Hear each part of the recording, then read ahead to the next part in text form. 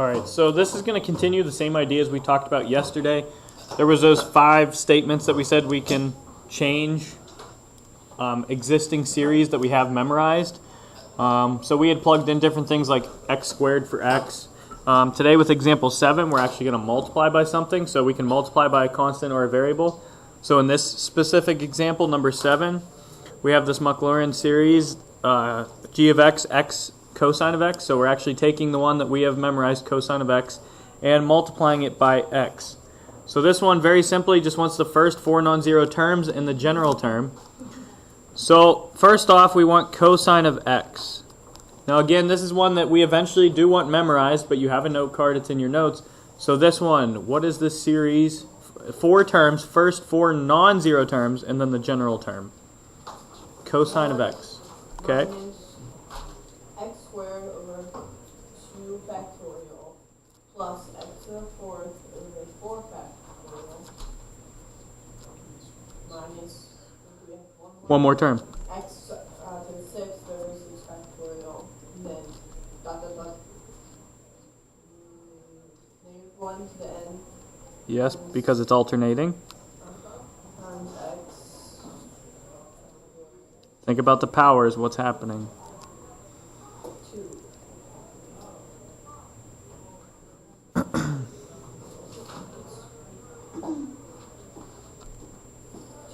Yep, 2n. Over what? Think about the bottom. 2n by 4. Yes. 2n by 6. Okay, so that's the one that you should have memorized, cosine of x. That's the original one. So now all they're asking for, the center, that one is at 0. So we know that this one, x cosine of x, it's a Maclaurin series, so it's also center at 0. So really, g of x, all they're asking us to do is take the cosine of x and multiply it by x. So how is that going to change our series?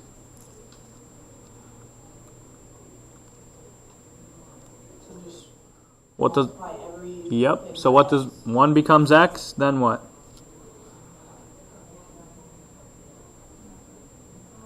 It'd be x cubed over. Yep. And then just keep the pattern going.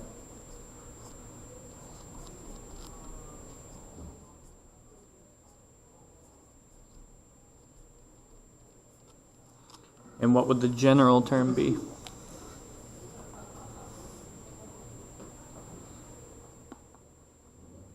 Are we still alternating? Yes, so we know we have the alternator. We still have an x there, but we're going to have a new power, and we know the bottom is still 2n factorial. That never changed. So the power is what's changing. What is our new power on the x? It was 2n. Yep, 2n plus 1. And that's it. That's all they're asking for that example. Wait, why is it? Because those changed. Right? Yep. We added one more x to it, multiplied by x, so one more power. And that's all they're asking. They don't want you to do anything with it. They just want to know if you have cosine of x memorized and are able to change it to some other series. Isn't this now the sign, basically? And then minus the factorial. Yeah. X is right. All right. Example 8. So this one, we're also finding the Maclaurin series, so we know the center is at 0 again. We'll have this h of x function, e to the x plus e to the negative x over 2. Find the first 4 non-zero terms and the general term. So something interesting about this function here, and I have a video I'm going to show you if we have time at the end that I found. Talks about a catenary curve. Have you heard of that before? So basically this function here represents, if you would hold a rope or have a rope hanging between two things, represents how a rope would be pulled down with gravity in the shape of how a chain or a rope would hang. How something hangs. So even that right there. That is hung from one wall to the other. If nothing was hanging on it, no other weight, the curve that it would have would be a catenary curve. So it looks like a parabola, but it actually is not a parabola. It's called a catenary curve, and it's described by this function right here. Okay? So we want to find the first 4 non-zero terms and then the general term. And I'll show you a video of that later, but some guy, he describes about it and shows some examples. He's a little boring, but it shows you what it is. So the first thing we need to do is we're dealing with e of x. So can we remember what the e of x series is? First four non-zero terms in the general term of e to the x.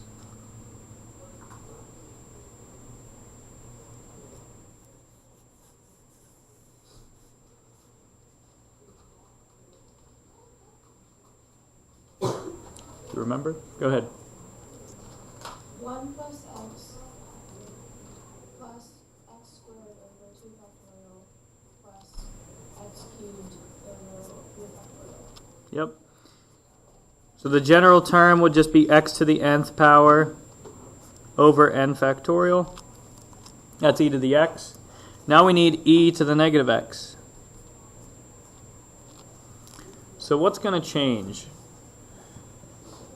What's the first term going to be if we plug in 0 for this one? Is it going to remain a 1 or will it change? Okay, we still have a 1. Think about your second term. What are we going to have? Well, we plugged in 0, we got 1. Now we're plugging in 1. Well, this one was x, so what we're doing, we would get negative x. It's going to alternate. Everywhere we have an x, we now have a negative x. But now, where it's x squared, if we plug in the negative, the x squared, that stays positive because it's squared. So plus x squared over 2 factorial. If you plug in the negative x to this one, negative x cubed, well, that makes it a negative, so we're going to have negative x cubed over 3 factorial.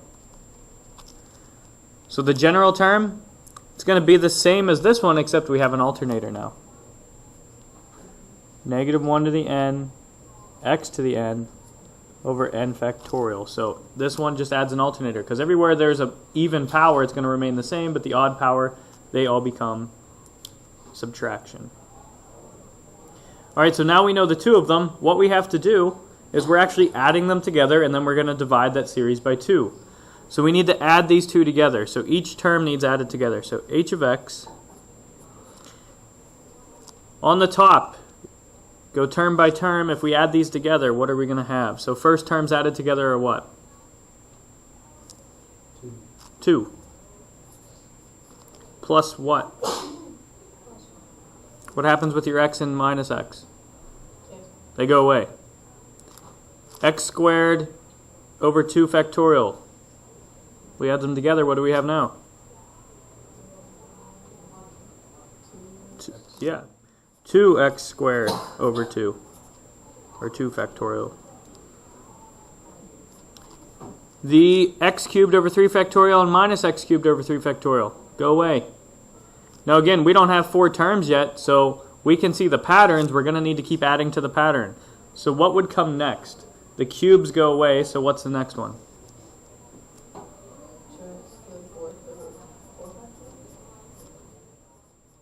Yep. Then our fifth powers would cancel. What comes next?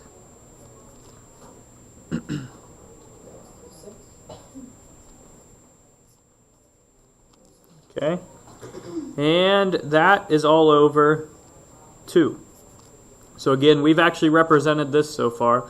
The e to the x plus e to the negative x divided by 2, that's what this is right now.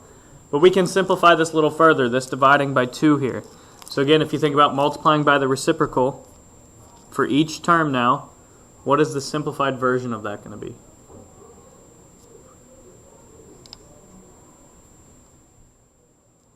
Multiply everything on the top by the reciprocal of the bottom. So the first term becomes what? 2 times 1/2. 1. Plus what term? Yep, just x squared over 2. Plus what term?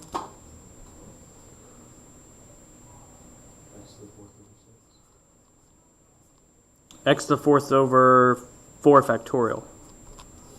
We still have the factorial there. It's 4 factorial.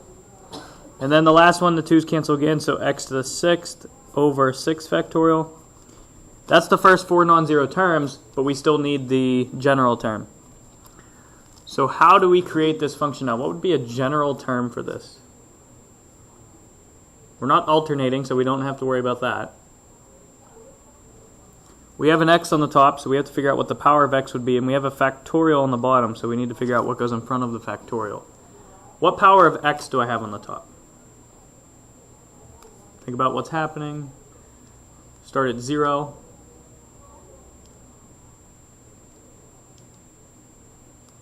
If you start out at 0, then you have to plug in 1, then 2, 3. How are you going to get these with your exponents?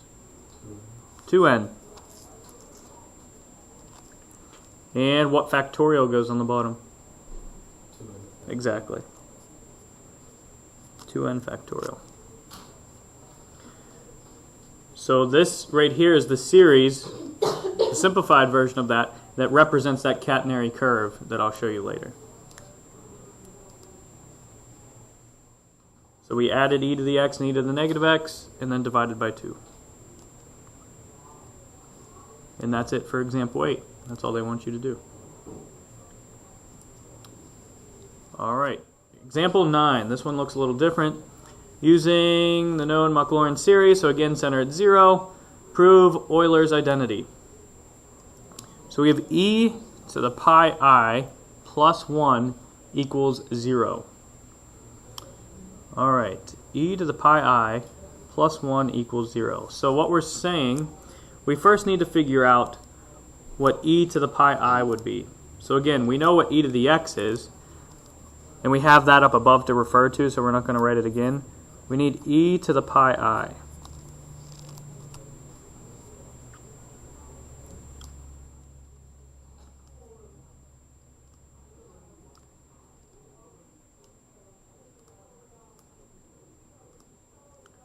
So our first term would be 1. What would our second term be? Think about your pattern from e to the x. Pi I. It would just be pi I. Again, we're using the same pattern of e to the x, but we've replaced x with pi I.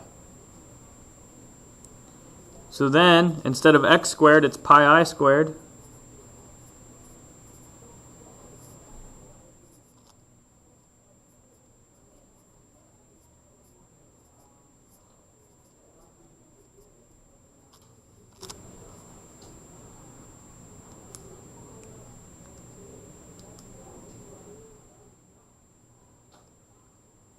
Okay, now we need to add 1 to it.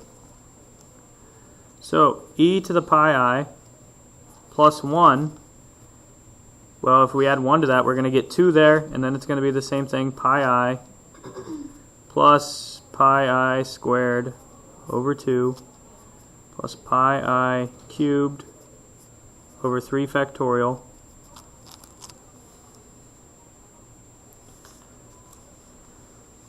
So now when we actually try to simplify this a little further, we have pi I squared, pi I cubed. What happens when we have pi I squared? What does I represent? Square root of negative 1. So I is equal to the square root of negative 1. We're going to need to use that information. What is I squared? Negative 1. What is I cubed? Negative what, sorry? 1i. Yeah, negative I. And I to the 4th. 1. It would be 1. What happens when we get to I to the 5th?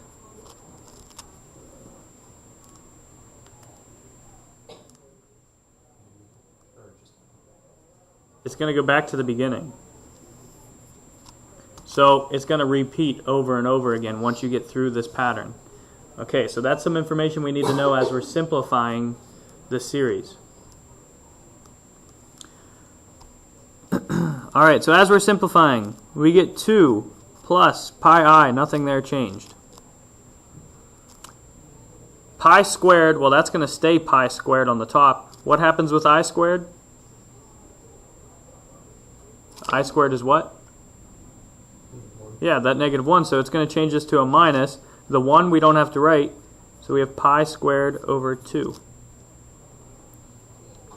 Okay, let's go to the next one. It says pi I cubed. So we're going to have a pi cubed. What happens when you have I cubed? I cubed. Negative I. So we're going to get a negative again. We're still going to have an I, and then we have pi cubed.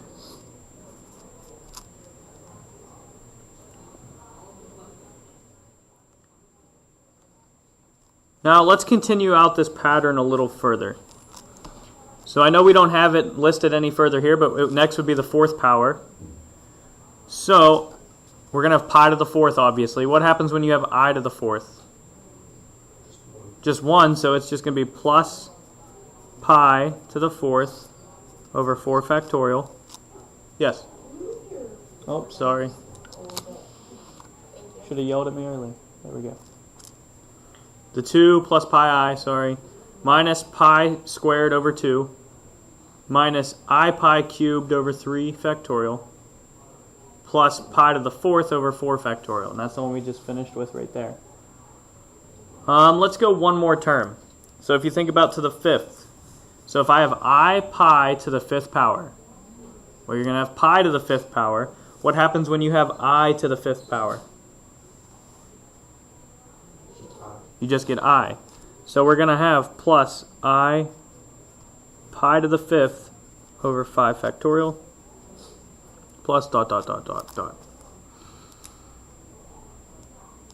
So again, we have some pattern that we're following. And this pattern is all based off of I squared, I cubed, I to the fourth, I to the fifth, and that pattern that it follows. That's how we get the plus and minuses.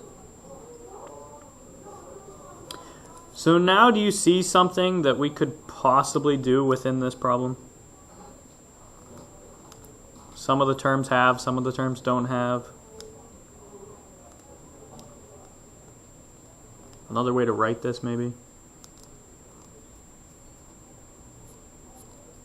Similarities or differences between the terms.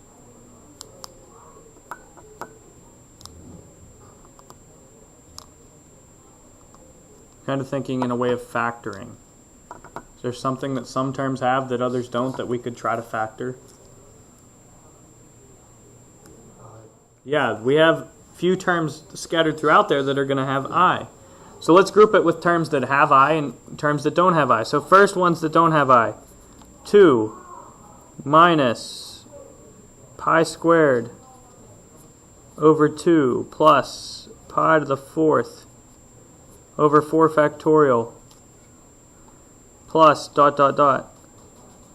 The end of that one for now. So those are the ones grouped together that don't have I. That represents those. Pi squared over 2, pi to the fourth over 4 factorial plus, now we're going to group the ones that have I. Well, I factored out an I because I know all of these terms will have an I in them. Well, the first term was the pi I. Well, I took I away, so I just have pi. I pi cubed over 3 factorial. Well, that just leaves me with minus pi cubed over 3 factorial. Then plus pi to the fifth over 5 factorial plus dot dot dot dot.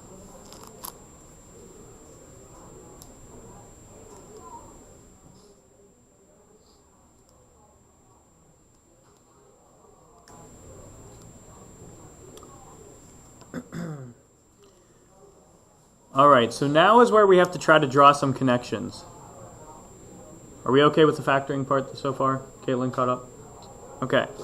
So at this point, I know we have pi's here, but maybe think of it in terms of x's for a moment so that you can realize some patterns. Take a look at maybe just this first section, what's in there. See if you can see any connections to something we may already know. Then look at just this part, see if you can try to figure out any connections to something we may already know. Look at the patterns, maybe think of pi's as x's. See if anything clicks or what you might notice. Sine and cosine. Okay, it has something to do with sine and cosine. The first one, do you think it has to deal with sine or cosine, the first one? Cosine. Okay, so it's something with cosine. Since you found the connection, Eric, do you know how we may write this as cosine, or are you not sure yet? You are correct in the connection. It would be cosine of pi plus 1. Exactly. We have this extra 1 here because this is 2 instead of starting at 1. So we're going to have 1 plus cosine of pi. That's what this part here represents. This whole section, as you continue out all the terms, that's the same as 1 plus cosine of pi. Plus I, and what does this one represent? Sine. Sine of pi. Nothing else with it, it's just sine of pi. I know I'm getting a little cramped at the bottom there, but are we okay with that so far? Okay. So now we don't have x's, we actually have a value. We have pi. So think about what's happening in each of these. This one, cosine of pi is what?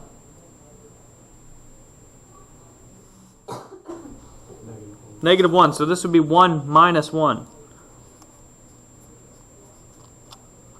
Plus I. What is sine of pi? 0.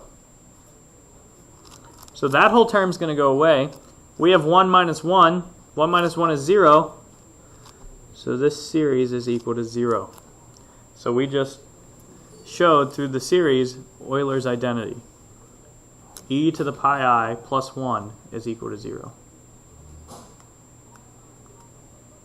And we showed there's a relationship actually in there with cosine and sine.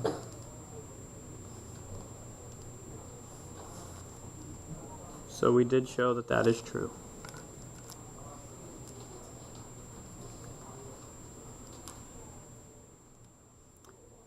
And that's it for 3.4 with the Taylor and Maclaurin series. Again, there's those few problems we did skip over in that previous section. We might go back to those. At this point, it would probably be Monday. Monday is going to either be a review of those or we're going to be starting 3.5. Tomorrow's your free response day. Other than that, this section is finished. You have any questions? Ready for more food? All right.